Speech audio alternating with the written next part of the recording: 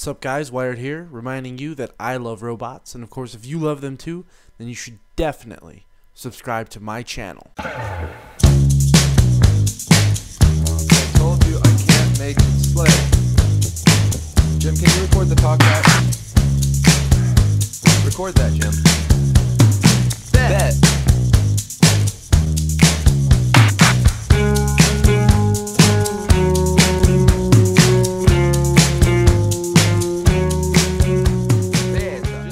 What's up everybody, Wired here, and welcome to Junked Robot's newest review, Portal 2 for the PlayStation 3, the newest title by acclaimed developer Valve Software. Portal 2 is actually the direct sequel to the 2007 Game of the Year Portal, only this time it's a standalone game and is packed with new features including co-op multiplayer and a slew of new types of puzzles, meaning fans of the series will be getting their fix with this game and probably will not be disappointed with the content on this disc. And even if you're new to Portal, you're in luck. Because the first game was really slim on storyline, you're really not missing anything.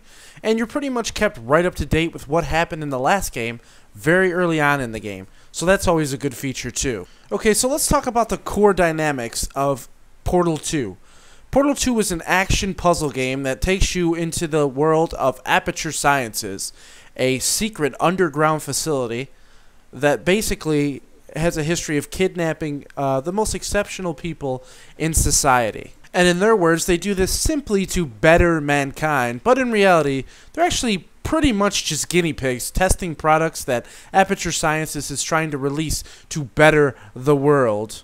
This is basically how you're introduced in the game. As you wake up as one of these test subjects, you're immediately greeted by a small little iBot, I want to call him, named Wheatley, who is actually lovingly voiced by the pretty well-known British actor, director, writer guy, Stephen Merchant. Wheatley pretty much acts as your guide throughout most of the game. He's the sort of bumbling idiot that has great intentions, but just can't seem to ever get anything right, and actually ends up hindering you more than helping you. But because he's so well written and so well voice acted, you're going to love having Wheatley around just for the comedic value, and he really does a great job of breaking up the parts of the puzzles to pretty much keep you entertained all the way through. So after following around Wheatley for a little while, you come upon Aperture Science's greatest invention, the Portal Gun. The Portal Gun is the real star of the show here. It allows you to complete all the puzzles, and it is also the main mechanic in the game. The Portal Gun fits the period perfectly, considering all the puzzles are based off either physics or gravity or some kind of liquids. I mean, it really is pretty awesome to be messing around with science like it is. Most of the puzzles are really well thought out.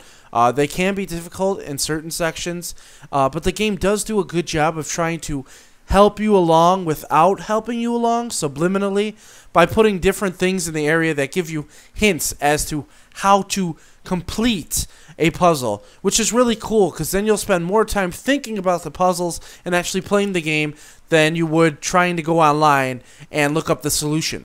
However, even though the Portal Gun is Portal's greatest feature, it also can be its worst feature too.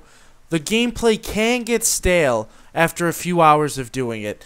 Even though they do switch up the puzzles a little bit, most of the time they do end up pretty much being the exact same thing, just in a different order. So you can actually feel like you're just going through the motions getting through each room, which to some people is going to get old really fast. However, Valve tries to break these sections up with more cinematic areas, with pillars falling, you know, more action-y areas, but you know what, action in Portal 2 really can't be even considered action. The game is really slow-paced, prodding, and kind of boring at some points. However, because of this, Valve put a lot of time into not the presentation necessarily. The game looks good for a next-gen game. The graphics aren't going to wow anybody. The controls are really sluggish. However, the writing is superb. Gladys, who is the antagonist from the first game and makes her return in Portal 2, is going to be taking you through a proverbial whirlwind ride of insults, death threats, sarcastic jokes, and things like that. I mean, the writing is great, the jokes are funny, it's sarcastic, it's humor, it's tongue-in-cheek, it's silly, it's moronic, it's great. I mean, it's just, This game makes you feel good while you play it just because of the world around you and, you know, how you interact with these robots who have their own personalities, who feel like real people, which is great for normal players. But as a commentator myself, I really started to hate the dialogue, at least at some points, because it always seems like I personally would be competing with the game for laughs. However, this is a huge non-issue for people that don't commentate, so please enjoy the commentary as much as you can. The game is very funny, very well written, and is very, very clever. The plot of Portal 2 is really, really simple. You basically go through a bunch of tests for a crazy AI named GLaDOS that continuously makes you go through test rooms simply because she loves to test. The twist to this is you've actually killed GLaDOS in the past, and she's kind of upset about it. So she goes out of her way to not only make the test more difficult, but also to be kind of torturous and also very insulting during the whole ordeal. GLaDOS is a really likable character, the same spectrum as Wheatley, only a bit opposite. She does have a kind of maniacal edge to her. The story basically plays out as you pretty much do tests for GLaDOS.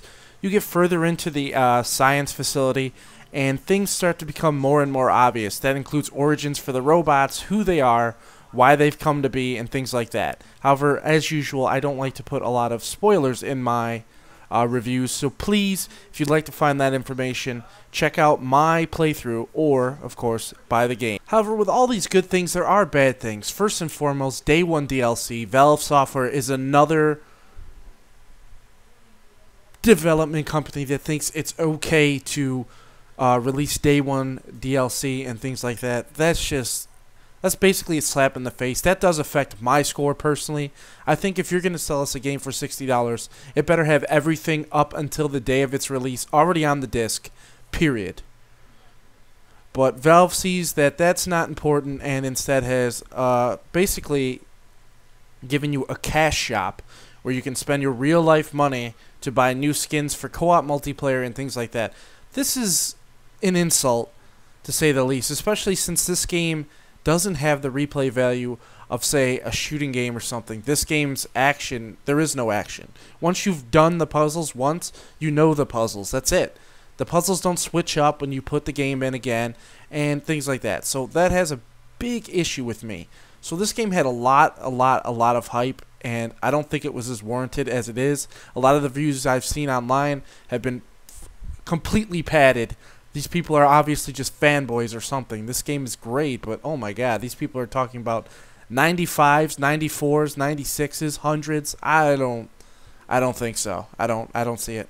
We have a simple review score here. Basically, it's 20 points per head, and I give this game 4 robot heads out of 5, which also considers it in the area of baller as fuck. So it's definitely worth picking up. There are issues. The pacing can be uneven, but I think the reason the pacing is so uneven is because you don't get to new story arcs until you beat test areas, and some are way easier, so you go way faster through those, and some are way harder, so you go way slower through those. So the pacing can be uneven, but I think that's more based around player skill.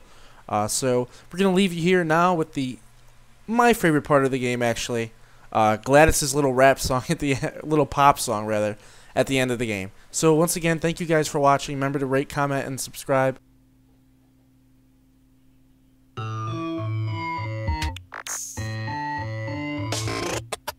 Well, here we are again. It's always such a pleasure. Remember when you tried to kill me twice? Oh, how we laughed and laughed. Except I wasn't laughing. Under the circumstances, I've been shockingly nice. You want your freedom, take it. That's what I'm counting on. I used to want you dead, but now I only want you gone. She was a lot like you, maybe not quite as heavy. Now little Carolyn is in you too. One day they woke me up so I could live forever. It's such a shame the same will never happen to you. You got your short set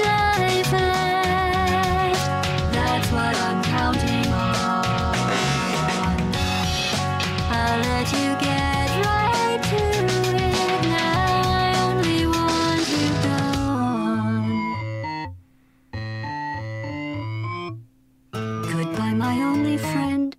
Oh, did you think I meant you? That would be funny if it weren't so sad.